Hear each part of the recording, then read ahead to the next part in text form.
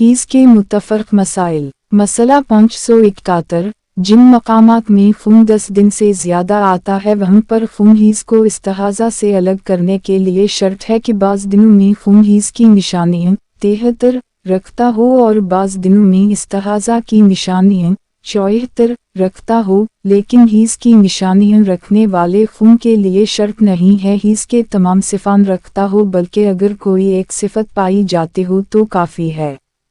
लेकिन अगर फ़ुम के बाज़ अय्याम में कोई एक सिफ़त हीज़ पाई जाती हो और बाज़ दूसरे अय्याम में हीज़ की 2 या 3 सिफ़त पाई जाती हो तो ऐसा फ़ुम फ़ाक़द सिफ़ान शुमार होगा। इसी तरह अगर बाज़ दिनों में फ़ुम हीज़ के बाज़ सिफ़ान रखता हो और दूसरे बाज़ दिनों में हीज़ दूसरे बाज़ सिफ़ान रखता हो तो ऐसा फ़ुम सिफ़ान का हामिल न होगा। इसी तरह उस फ़ुम में जो 10 दिन से ज़्यादा आए, अगर ऐसा फ़ुम जो हीज़ के सिफ़ान रखता है 3 दिन पराकिंदा तौर पर शुरू के 10 दिन में आए तो ये फ़ुम सिफ़ान का हामिल न होगा।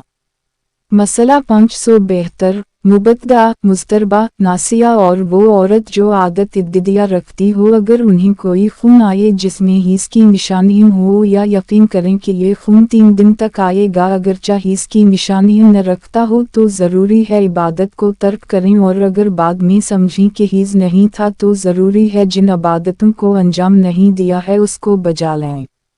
मसला 573, वो औरत जिसे मामूलन हर महीने एक मरतबा ख़ून आता है, अगर इसे एक महीने में 2 मरतबा ख़ून आए जबकि दोनों ख़ून में से हर एक 3 दिन से कम न हो और 10 दिन से ज़्यादा भी न हो और दोनों ख़ून के दौरान पाक हो, चनुचा वो अयम के दौरान जो पाक थी 10 दिन से कम न हो, तो लाज़म है दोनों को हीज़ करार दे, अगरचे उन दोनों ख़ून में से एक या दोनों हीज़ की निशानियाँ न रखता हो या आदत के दिनों में न हो।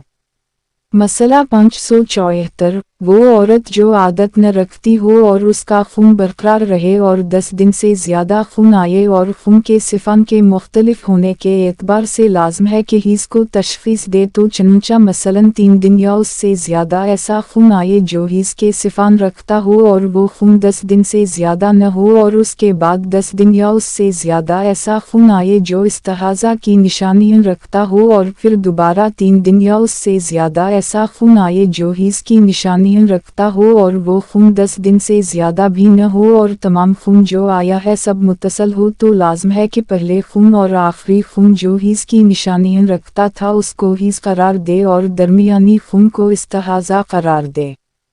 लेकिन अगर औरत आदत वक्तिया रखती हो तो उस मिसाल में 2 ख़ून में से कोई एक जो हीज़ की निशानियाँ रखता हो वो उसकी आदत के दिनों के मुताबिक हो और दूसरा ख़ून उसकी आदत के दिनों में न हो, तो फ़क़त जो उसकी आदत के दिनों में है और हीज़ की निशानियाँ रखता हो इसे हीज़ करार दे और बक़िया को इस्तिहाज़ा करार दे।